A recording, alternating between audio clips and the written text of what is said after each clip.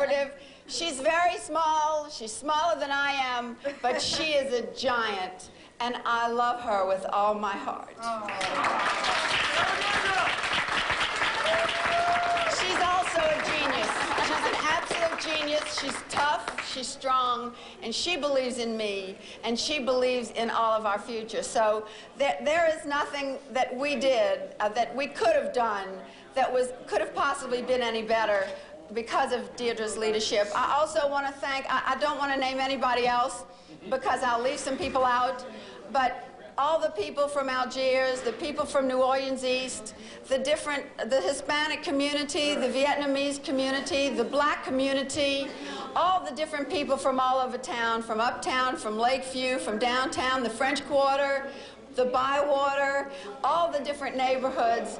I just want to say that we had support everywhere throughout this entire city, and it means everything to us. So I ask you that no matter what happens tonight, we are all together going to forge a greater and better city for everyone. Thank you very much.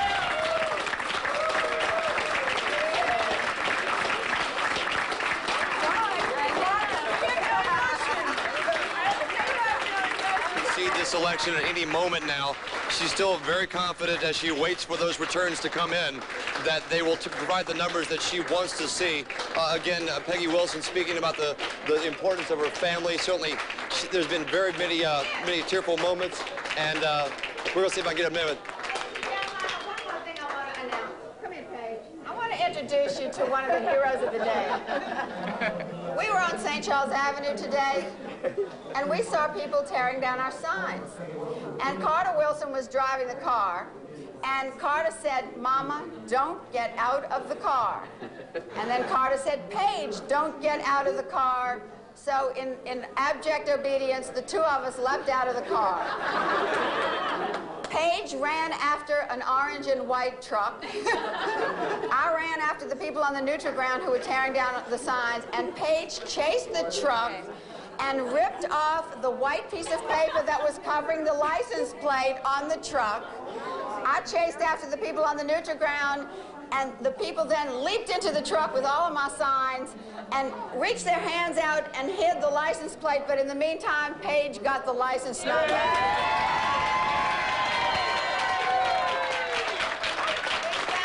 We found the owner of the truck, we found the names of the people who were in the truck, and we had more fun than you can imagine. And Carter Wilson said, "You all are stark raving crazy." So we had a fun day. Thank you. Okay, we're going to talk with Ms. Wilson here a few moments. Obviously, it's been a very hectic day. Let's see if we can walk we're just going to take you for a nice little stroll over here. How's that? Give my photographer fits as we try to stay in focus. It's been an emotional night for you, hasn't it? It's a wonderful night because the people that I love the best are around me. Tell me about what's going through your mind right now. Honestly, I don't know. I've never been. We're still looking for the numbers. We have been through this in many elections. You've seen elections before where people declared victory or people conceded.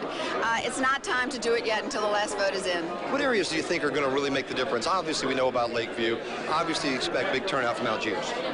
I think uptown is important, and I think, you know, it just depends on the precincts. Looking back on this election, though, do you think your biggest opposition was not so much the candidates, but Mayor Morial as well?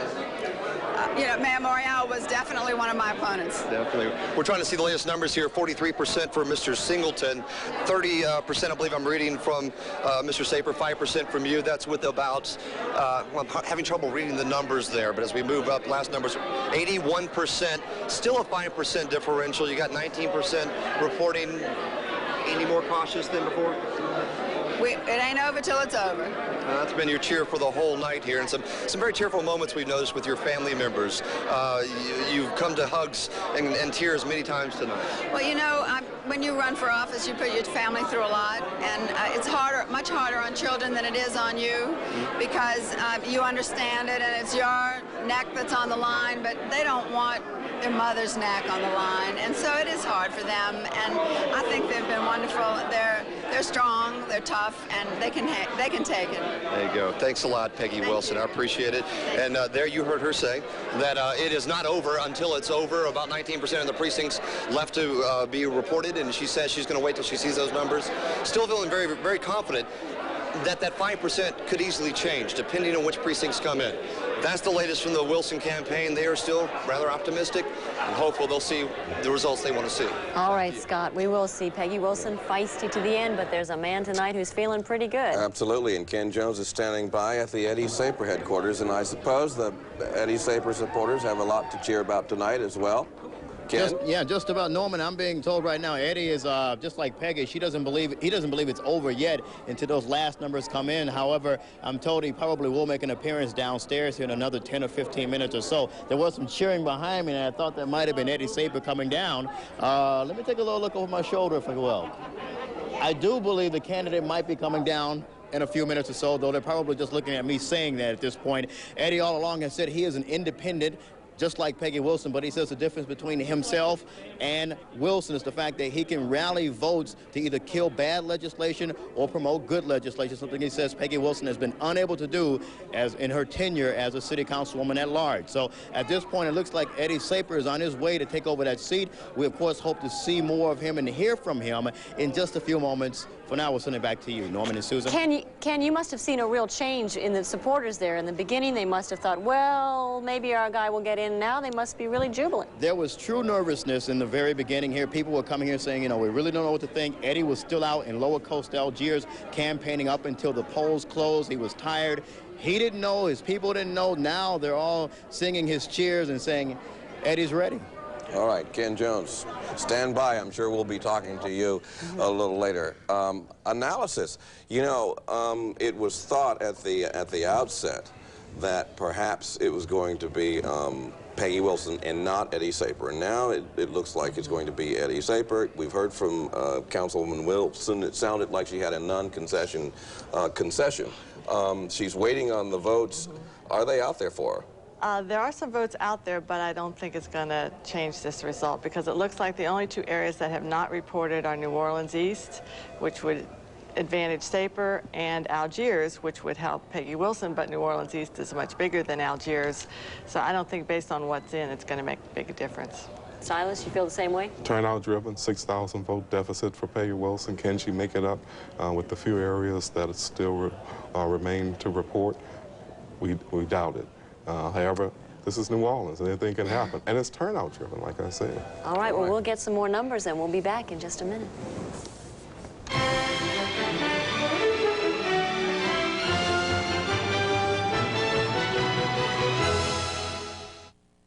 It was a highway like no other. Nobody really wanted it. They thought it was a waste of money. With a rich and turbulent history. I beg your forgiveness. And today, with a brand new name and increased traffic, this thoroughfare is trying to change its image. The New Drive, Monday at 6 on Channel 6 News. Now one-stop shopping takes on a whole new meaning. While you're at the marketplace. Winn-Dixie is the place to get delicious dinner ideas. Now a WD Select Lean Boneless Pork Loin is a low $1.77 a pound. Thirsty for more savings? Then pick up 2-liter Pepsi favorites. They're only 68 cents. And look for these selected General Mills cereals for $1.98. While you're at the marketplace. Prices are good at Winn-Dixie and Winn-Dixie Marketplace stores. It's carnival time, y'all. So come on and take me to Popeyes for Mardi Gras. Hey, throw me a Popeyes parade pack, mister, with 14 pieces of that famous chicken, 6 big buttermilk biscuits, and 2 large sides, all for just $15.99. It's just in time for Mardi Gras and big enough for your whole crew. Whoa, here comes the parades, and here comes the Popeyes parade pack, just $15.99. Love that chicken at Popeyes. We're in the final weeks of this sale. You get to Michael Hebert Furniture now and save even more money. The end is near. Michael Hebert Furniture is in the final weeks of existence. No price beats a going out of business price. Soon the doors will close forever. This is your last chance to own the finest quality furniture and bedding at near or even below wholesale cost. Everything must be sacrificed. Nothing will be held back. Bring a truck and come prepared to buy on site. These are the final weeks of existence for Michael Hebert Furniture. Get here today before the doors close forever. When the big storm strikes, turn to New Orleans' most experienced weather experts, the Channel 6 Storm Team, making a difference together.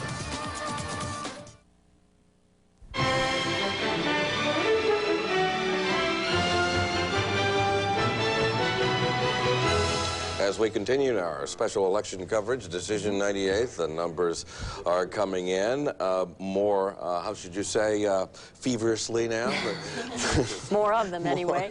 We have Mayor Morial handily winning re-election. 81% of the precincts reporting. That race is, all practical and intensive purposes, is over.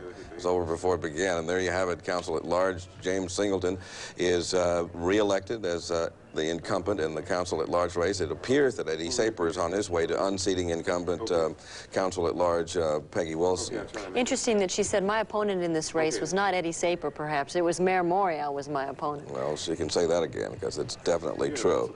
No true words have been spoken. And the other races, District B. District B incumbent Oliver Thomas has been re-elected to office for a second term. As has Ellen Hazur Distance, easily winning over her challenger tonight.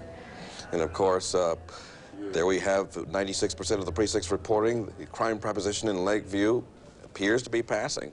A tight race, but it does appear that more people want to pay $100 a year for 4 years to get those extra patrols. Now we have the judges' race in the Fourth Circuit Court of Appeal. David Marcello, again, the mayor's candidate with 45%. And looks like he's going to be in a runoff with James McKay, our first runoff of the night, at least according to our numbers. All right.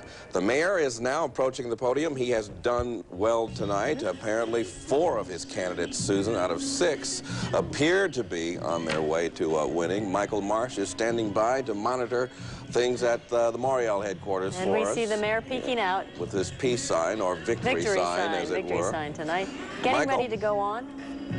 The mayor had told us that he would come out at 10:01, but I think he was probably watching the monitors as everybody else was with Eddie Saper. Well, you know, the mayor is Peggy never Wilson. on time. But we say that affectionately. But he's closer tonight than he normally is.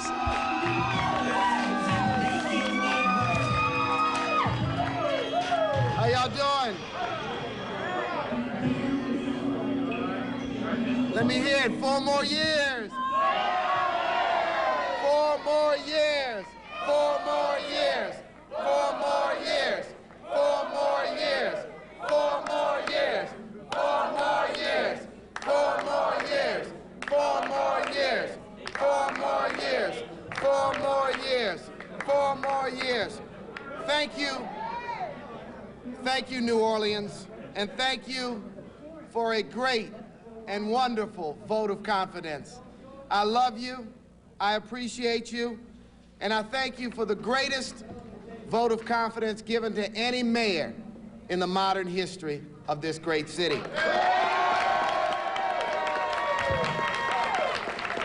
Tonight I am humbled by the strong show of support exhibited from every ward, every precinct, and every neighborhood.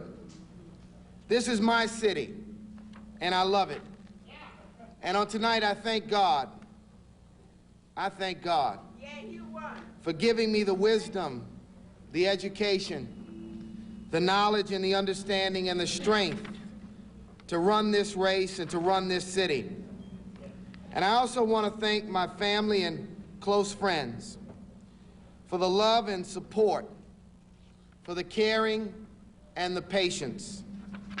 And I want to say thanks to the thousands and thousands of campaign workers, volunteers, block captains,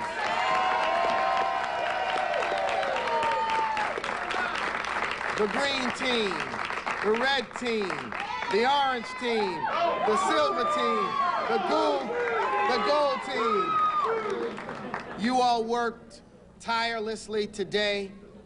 You've worked tirelessly over the last 4 to 6 weeks so that we'd have a good turnout tonight.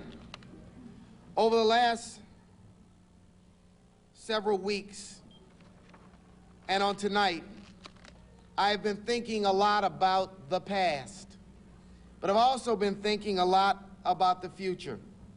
We couldn't celebrate this great night but for the support of many business leaders who've stood with us as we've tried to change this city, the support of many labor leaders and civic leaders and religious leaders and grassroots activists who've made up a part of a great, historic, and wonderful gumbo coalition. And of course, I want to say thank you tonight to the Times-Picayune, to Data News Weekly, to the Louisiana Weekly, to the New Orleans Tribune, and to City Business, this city's respected publications who endorsed our candidacy.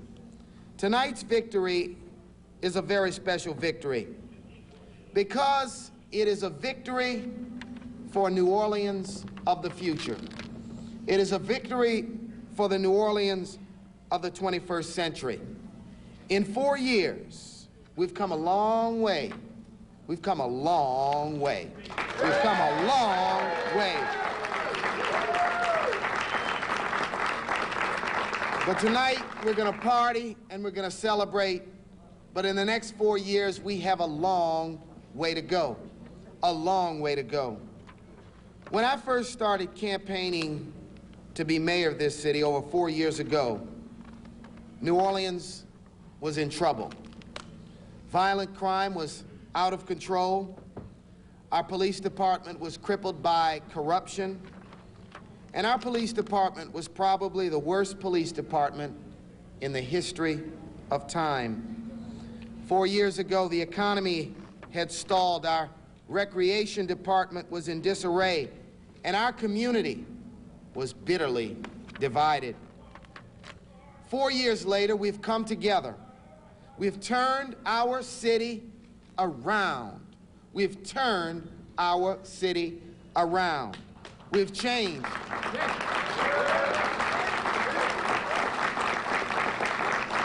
We've changed its direction like a great ocean liner turning its course in the middle of the night.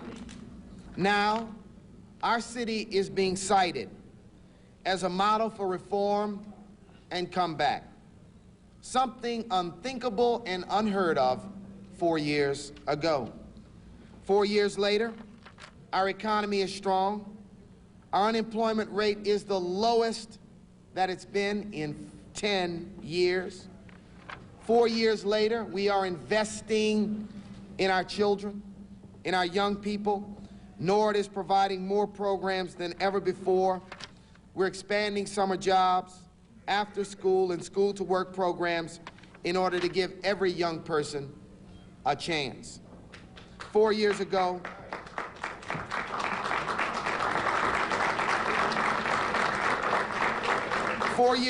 we were the brunt of criticism by the national news media.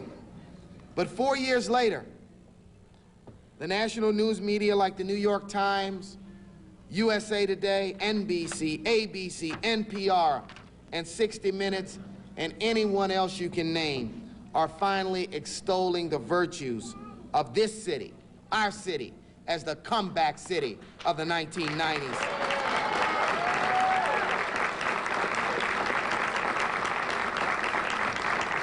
Tonight, it is with extreme humility that I accept the overwhelming vote of the people of this city to serve them for another 4 years as their mayor.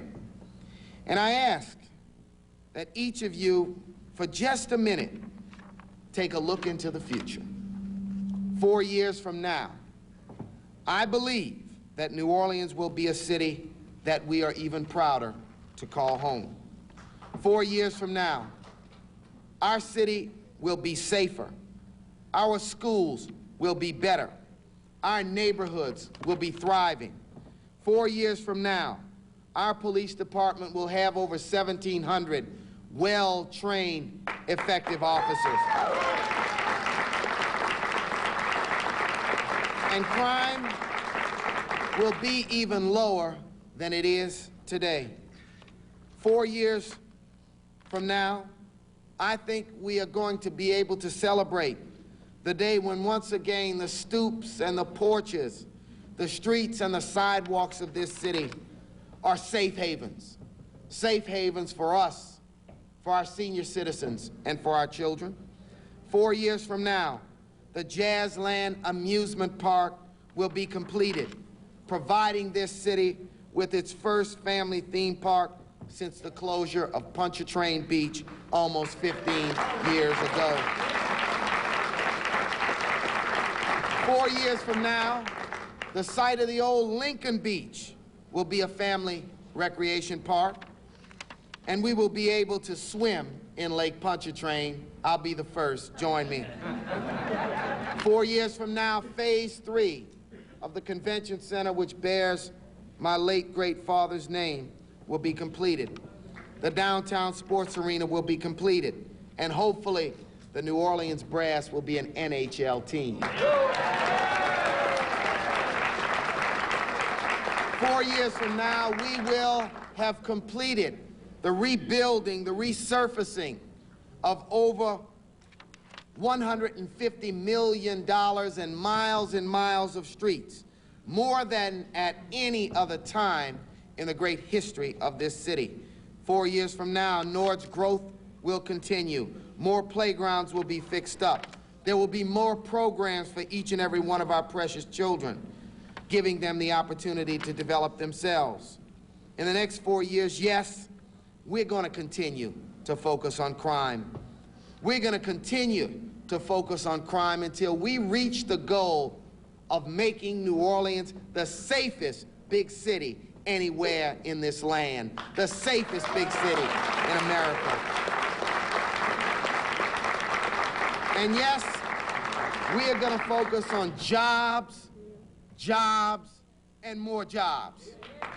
Jobs, jobs, and more jobs. Until each and every person in this community is employed to his or her fullest potential, and until we enjoy the reputation of having the most favorable business climate of any big city in the nation. And as we look all right, Mayor Morial tonight stressing his accomplishments over the last 4 years, stressing the kinds of things he wants to see in the next 4. And of course, then eventually the question is going to be what's going to happen to him in 4 years. Will he try to run again for a third term with this kind of incredible vote of confidence tonight? We have Susan Howell and Silas Lee, who've been our expert analysis all night on this. So, what is your take? Well, he's certainly in a good position to go for a third term, and he has a very powerful argument. He can say, we're going in the right direction. Crime is on the way down. We've made some concrete improvements in streets, parks, abandoned housing. I have a team now on the council that I can work with. Why stop this? I mean, let's continue. I think that's a very powerful argument. You heard the theme repeated, 4 years from now. This is what will happen in New Orleans. He outlined everything from the lake to crime to every issue that concerns the voters and affects the quality of life in this community. And he was very successful in his support of the Council at Large candidate Eddie Saper. We have the latest numbers now in that race coming into us to Channel 6. We have, of course, already told you that Jim Singleton has been reelected. And I think it's pretty clear that Eddie Saper is going to pull the upset tonight. He is going to become the new councilman at large, unseating Peggy Wilson. Susan Howell, you had a theory on this, on why this happened tonight. Well, we've noticed that white turnout and black turnout are very close, which is a little unusual. Normally, white turnout might be 8 to 10 points higher. So if white turnout was lower than it normally is in mayor's races, which it certainly is in this case, it may be that Peggy Wilson was hurt by the fact there was no candidate that was bringing out the white vote at the top of the ticket. There was no candidate for mayor that maybe 30 to 40% of the whites could vote enthusiastically for, and she wasn't strong enough a candidate to bring them out on her own, and she may have suffered because of that. And Silas, you had a point about strategy, the strategy that the mayor used. Well, a block captain concept whereby block captains were identified and made responsible for bringing a number of voters to the polls and making sure that they voted. That concept is extremely significant because what they did here was empower residents to become involved in the electoral process who probably would never become involved. So that was important in terms of stimulating interest and making voters feel reconnected to the process again. Although Peggy Wilson has not officially conceded, what do you think might be her next move? We don't know. She hasn't conceded, but keep in mind, Peggy Wilson will probably still maintain a level of visibility in the community, especially in politics. Apparently, she relishes the role of being a watchdog or an independent and very outspoken person. So she will remain, if not on the fringes, somewhere within the scene of politics. Could she possibly run for mayor? The demographics not supported, and looking at what happened tonight, it would be very difficult. Yes, she's obviously very important to the Republican Party. I think some deals were made to see that she was unencumbered on the Republican side in her bid to be reelected. She has to run someplace that's friendlier for a Republican, a constituency that's smaller, more homogeneous, a state legislative district, something like that. I mean, we heard these rumors about Livingston retiring. I don't know if she lives in Livingston's district, but I mean, that's the kind of place where she could run. All right, well, we will see what happens, and we will continue with our election coverage, Decision 98, after these messages. Don't go far.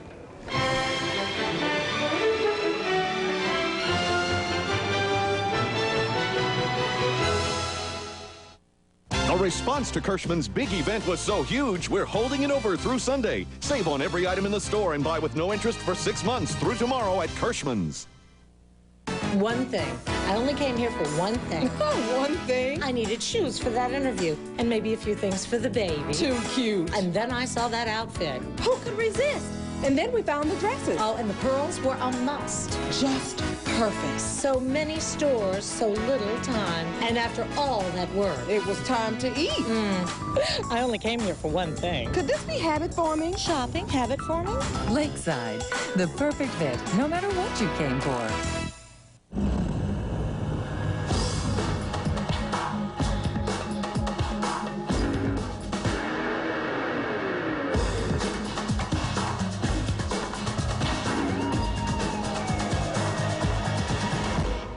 The tallest mountain in North America is 20,320 feet. Cool.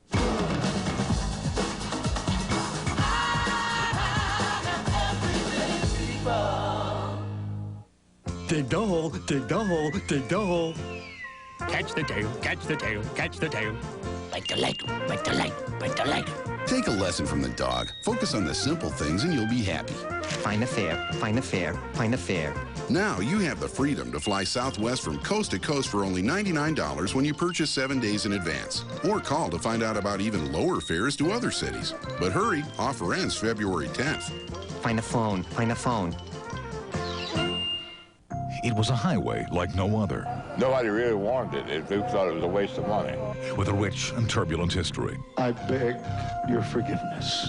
And today, with a brand new name and increased traffic, this thoroughfare is trying to change its image. The New Drive, Monday at 6 on Channel 6 News.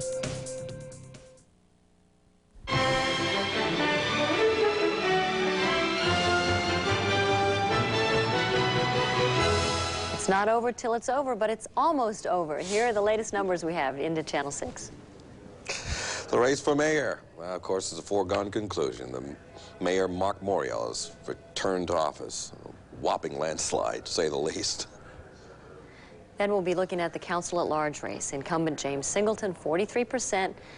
Eddie Saper with 30%, with 85% of the precincts reporting now. And Peggy Wilson did not make it at this point with just 25%. Although she has not conceded.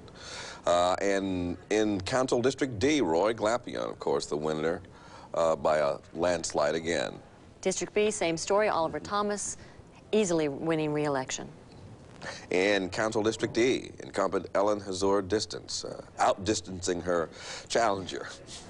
That crime proposition up in Lakeview to tax themselves for extra patrols. It was a close one, but now with 96% of the precincts reporting the yes votes have it, they apparently will get those extra patrols for $100 a year.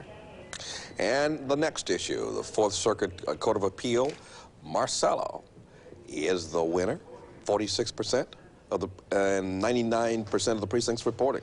Philip Ciascio Jr., the son of the former judge there in that Fourth Circuit, rounding it out with 19%. In the traffic court, Judge Bobby Jones, traffic court prosecutor, with 34%. Yvonne Hughes, 17%, with 87% of the precincts reporting. And of course, Morris Reed and the others bringing up the rear. So it looks like Bobby Jones is going to make it there. Yeah, and Betty Jefferson, this is a big upset too. Betty Jefferson, the sister of Congressman William Bill Jefferson, has won that one, 53% to 47%, beating the incumbent, Ronald Burke.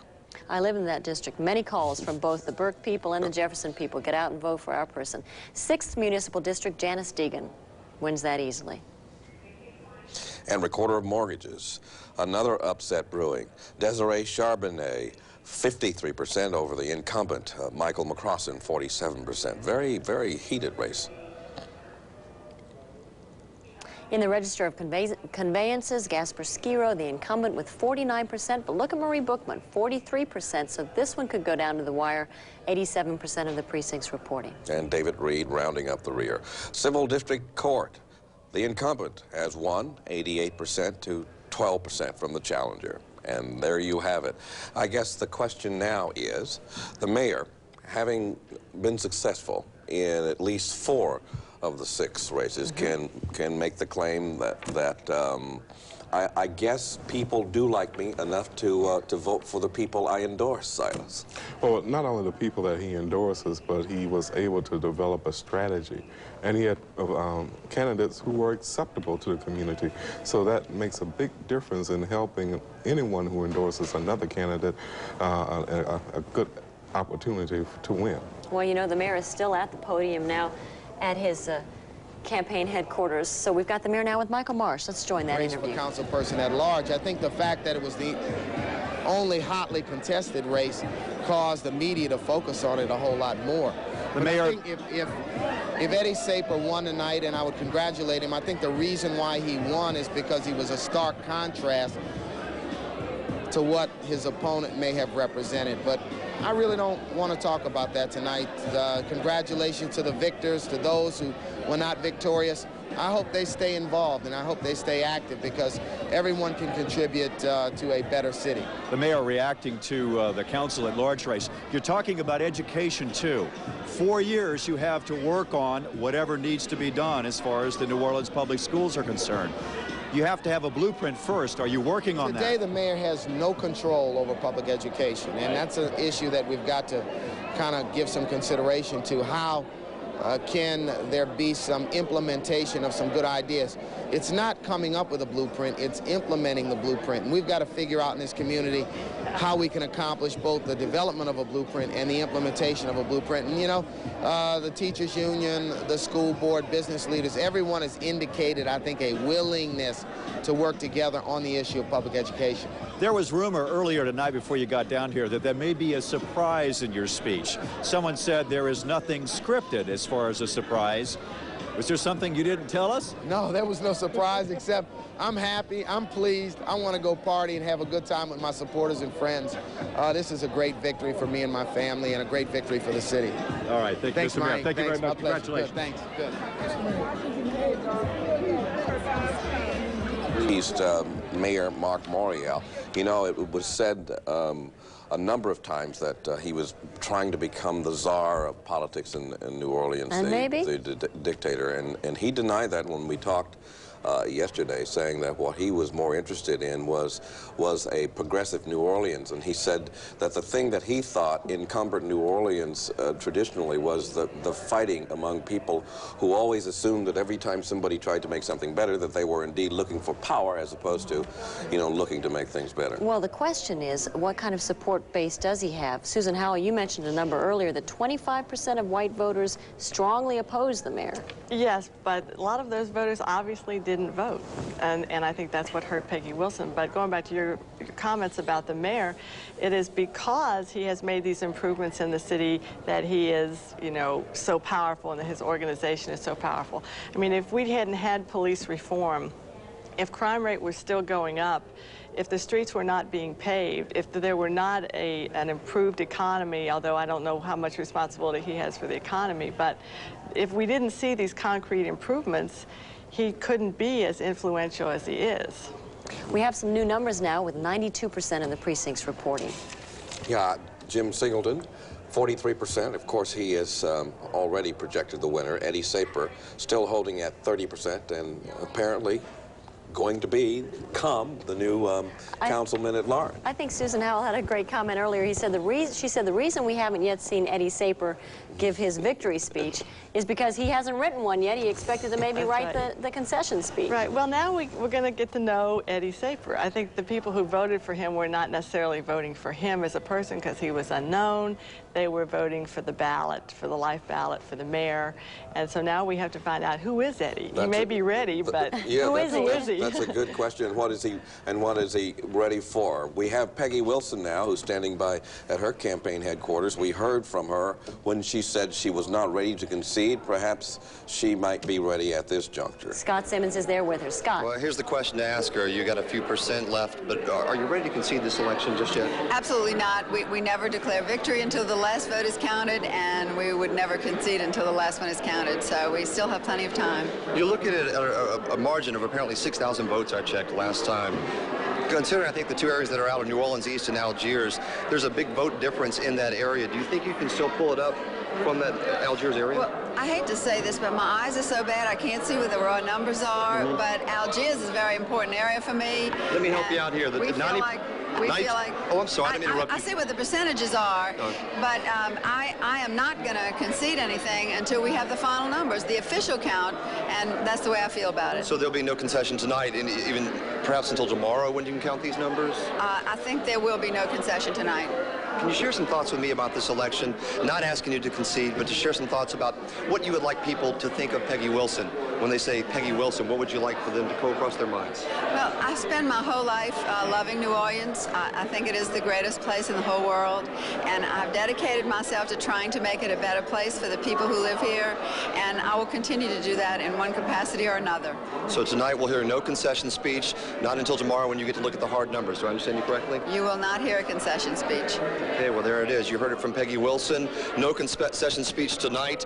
She plans to wait until she can actually get her hands on the hard numbers and then go from there. So that's the latest in the Wilson campaign. Back to you. All right, Scott. What we're seeing there is the Peggy Wilson that voters either love or hate. The stubbornness, the insistence on doing things her way, and... That was the biggest liability with voters, the fact that they felt that she was probably as comfortable as hugging a steel teddy bear. and I think that was something very difficult for her to overcome. And when voters see that side of Peggy Wilson, it turns them off.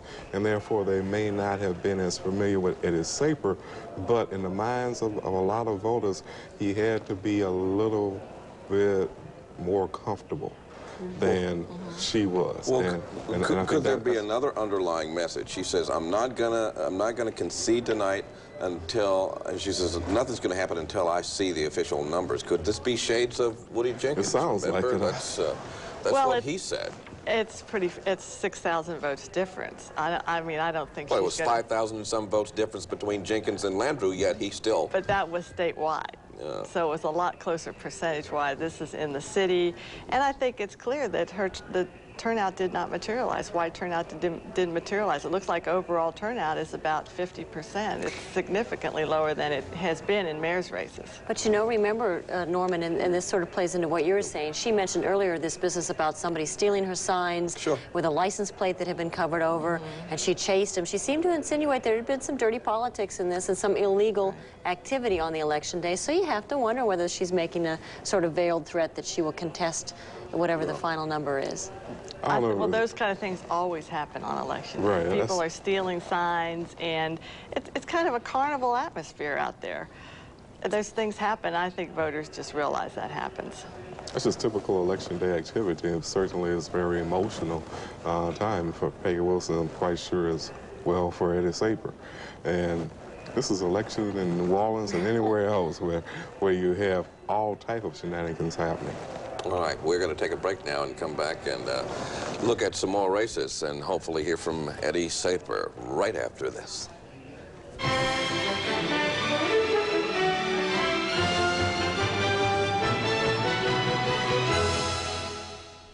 We're in the final weeks of this sale. You get to microwave that furniture now and save even more money. The end is near. Michael Hebert Furniture is in the final weeks of existence. You can pick up your prescriptions and a whole lot more. While you're at the marketplace, a Winn-Dixie marketplace. I wish we could call home to check on Jimmy. Ahoy! We can call Jimmy from here. I'm Dan with Bell South Mobility, bringing reliable wireless service to everyone. Well, we have a cell phone. It just won't work out here. Well, with Bell South Mobility, you can call from here and most any place in the whole country. Oh! Got any room in there for me? I don't think so. I'll row. Get multiple lines with Bell South Mobility for as low as $8.97 a month. Oops, I smushed your gherkins.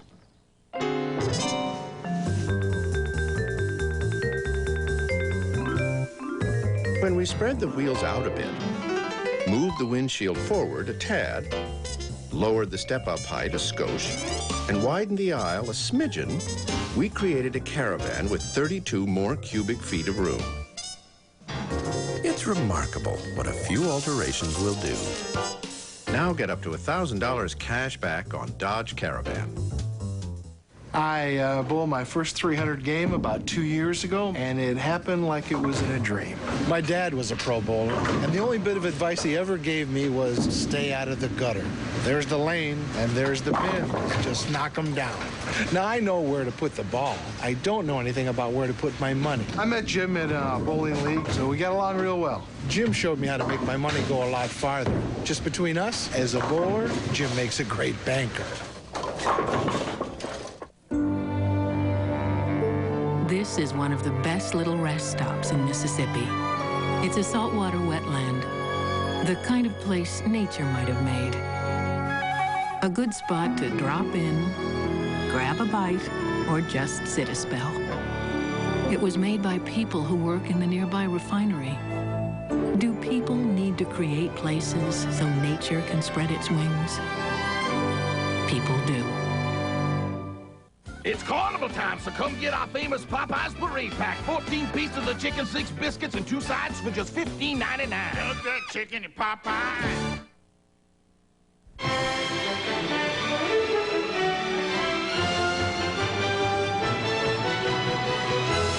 Well, while we wait for the man of the hour, Eddie Saper, to appear at his campaign headquarters and make a speech, we've got some new numbers. That's right. Let's take a look at the numbers now and see what they tell us. The story tonight has been the council at large race. That's been the hottest race all along, and it turned out to be a lot hotter than we all anticipated, with 92% of the precincts reporting. Singleton's back in.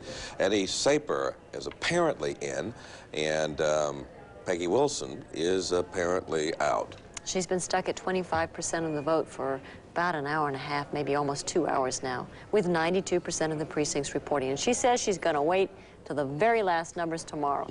But apparently Eddie Saper is getting ready to give his victory speech. All right, Ken Jones has been following the Saper campaign, and he joins us now with the words from the apparent councilman at large-elect. Norm, at this point, it's difficult to hear because we have a few speakers on the podium where Eddie Saper will hopefully be standing in just a few moments. They've been talking to each other, saying that they all deserve the credit for Saper's victory tonight. They should all feel good about their efforts to get Eddie Saper back on the council as the councilman at large, taking over Peggy Wilson's seat. I'm being told he'll be down here in just a moment, but that's been the promise we've been hearing for the last 2 or 3 hours or so. His campaign people tell me he's been upstairs writing his victory speech. It must be a very long one because it's taken quite some time. We expect him any minute, and of course, when he gets down here, we'll let you hear what he has to say. Let me send it back to you right now, Norman and Susan. All right, Ken. In the meantime, we talked a little bit more about Peggy Wilson and what she might do if she has indeed lost this race, and we came up with another possible theory for what she might do next politically. Susan? Well, she might run for a state legislature. This is what Jackie Clarkson did when she was defeated on the council, because it's a smaller district, maybe more homogeneous, and she would have a better chance to win. Or she could go back to District 8.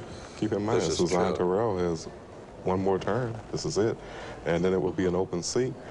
Peggy Wilson probably has a built-in constituency in that particular district, depending on how much the demographics may change, but it's still a predominantly white district, and Peggy Wilson has the ability to get support, Democrats as well as broad segments of the community in that area. Yeah, there'll be something to watch in the future, and something else to watch is the plight of the effort now to get additional security and private subdivisions, and that is the crime proposition, where people will vote to tax themselves in order to get more police protection. And you see the crime proposition has passed, as most people expected it would, in Lakeview. Yes, now with 100% of the precincts reporting. 100% of the precincts are reporting here, too. This is the Fourth Circuit Court of Appeal race where David Marcello has won the seat left vacant by Philip Ciascio Sr. David Marcello, again, being one of the candidates that Mayor Morial is supporting. Marcello being a very key figure in Morial's father's administration, being one of his legal counsel, being very instrumental in the police strike in 1979, as I recall. And some said that it was his turn to run for political office, and he has apparently made good on his first run at a political office. And, you know, some voters have said, well, what's the Circuit Court of Appeal? You know, what is this really? Yeah. But this is a very important Court of Appeal. It settles a lot of issues for this area, Silas. Yes, it does. And certainly a lot of people do not realize the impact from decisions made out of the Court of Appeal. Although not that many people may have direct contact with it, certainly the decisions that come out affect the quality of life in this community and the lives of many people. I'm very curious about the positioning of Philip Ciascio Jr. His father held the seat before his candidacy. What happened to it? Could he not capitalize on the former judge's name? Well, I think there's probably two things happening. One is that McKay was the experienced judge, so he did well based on experience, and he played on that in his campaign. He probably had one of the most visible campaigns next to Marcello. And Marcello, of course, is endorsed by Life, the mayor, and that the mayor has done very well tonight for all of his candidates. Taking a look at some of the other the council races, we have Oliver Thomas easily winning re-election. Troy Carter didn't face any opposition in this, and some people have said those two may be mayors in waiting for this city. Do you see either of those two gentlemen running for mayor in 4 years? Well, they haven't publicly said it, but certainly I think that's one of the options they have to become either mayor or run for at-large. They're very young. They still have a lot of time. They can develop a broader constituency base, and being mayor, I'm quite sure, is an option for both of them.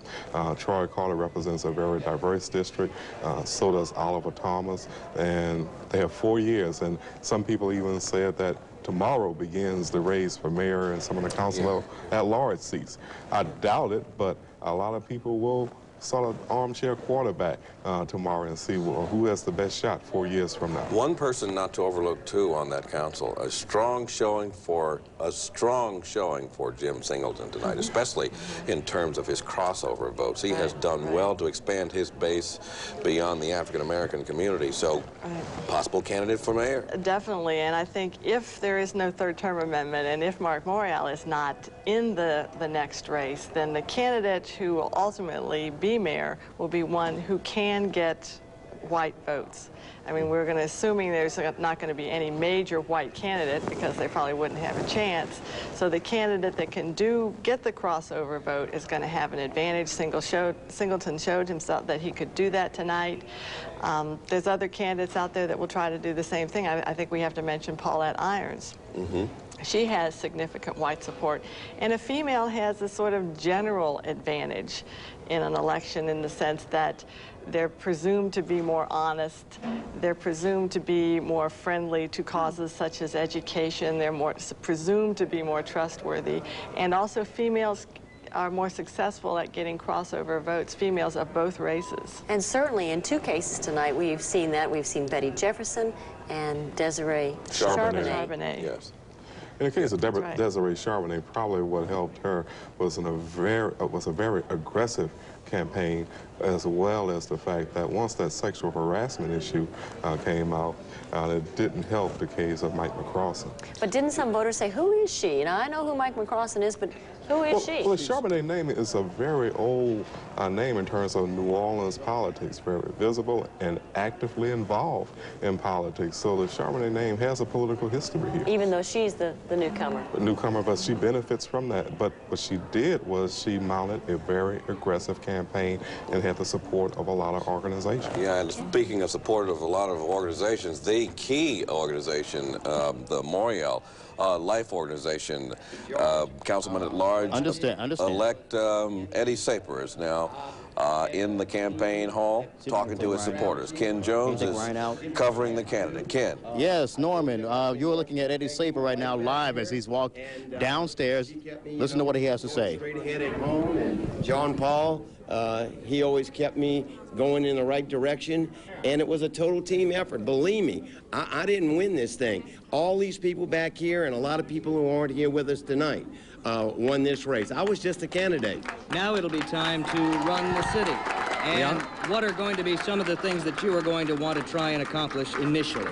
Well, you know, first I want to get a little rest, George. I mean, it's been tough. I want to get a little rest, you know. I want to get together with the mayor. I want to get together with all the other members of the city council. You know, I don't even know everything that happened tonight. You're the first one I talked to when I came in, and I told you then, I said, George, I don't have a clue what's going on. All right, you're listening to a live interview with Eddie Saer, who has just come downstairs after claiming victory at the councilman at large race. He is about to speak to his supporters in just a moment. Right now he's doing the rounds with the reporters, and we'll try and get as much with him. As a matter of fact, he's going to leave right now. Let me try and get in there. Mr. Eddie Saer? Councilman. Eddie, we want Eddie. We want Eddie. Hold on one second.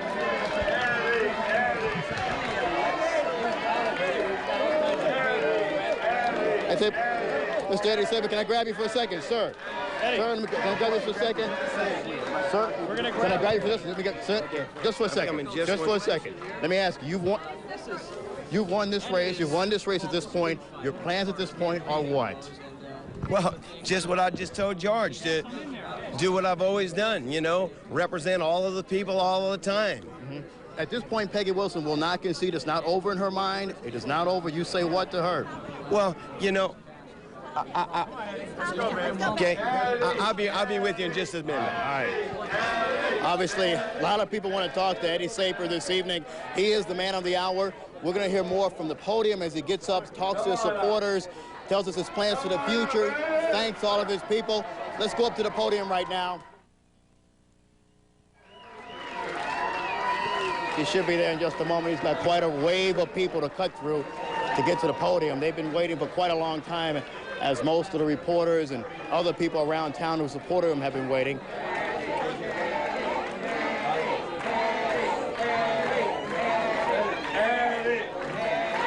In a moment, they might give Mr. Saer a chance to talk. I'm going to ask everybody tonight one question.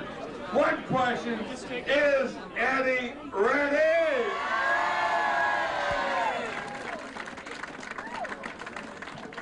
You know, before I got up here, the press asked me a couple of questions, and they asked this: why tonight? Let me tell you why tonight.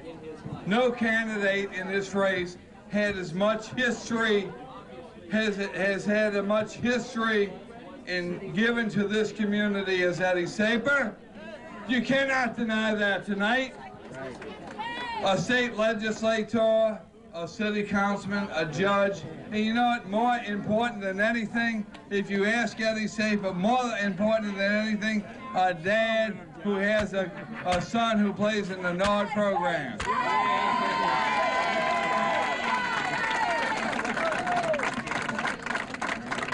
Thank you so much. Why are we successful tonight? Why are we successful tonight?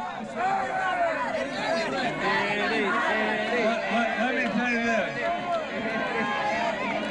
All they have to do is look around this room. Whites, black, young, old, rich. All right, well, we're listening to Eddie Saer supporters. Yeah, here. and his campaign manager, Bill Schulte, who's a key figure in this. Bill Schultz, we call him Schulte. Those of us who know him on the campaign trail call him Schulte. Well, Bill is important because he is very closely connected to the Morial camp. In fact, he ran the mayor's campaign in '94, did he not? Yes, he did, and he runs a lot of the campaigns where life is heavily involved. I think in addition to the mayor's political capital going up, his price as a political manager and consultant just went up tonight, too. Yeah. Well, he's had his share of losses as well as wins. I think it was influential with Bobby Jones. So certainly it's a good night for Billy Schultz right now. You know, I saw a shadow pass over Eddie Saper's face when Ken Jones told him, you know, Peggy Wilson is not conceding. Let's go back to Eddie Saper and see what he says now. He's ready for his victory speech.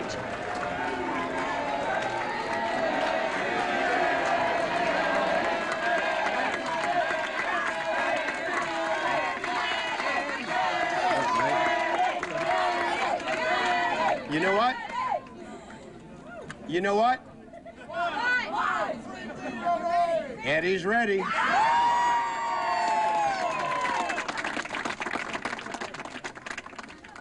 This is so tough because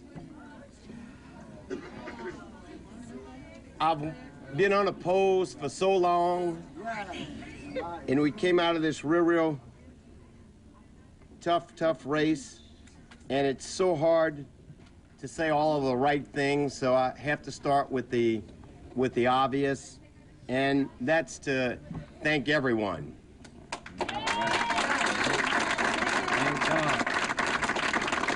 Yeah, we want to thank God. Amen. And I promise you, I've been to a lot of churches, and I've gotten a lot of religion. And it's been great. It's been great. I want to just maybe do something different because I guess I just got to be me. I want to dedicate this win tonight to my dad. He's 98.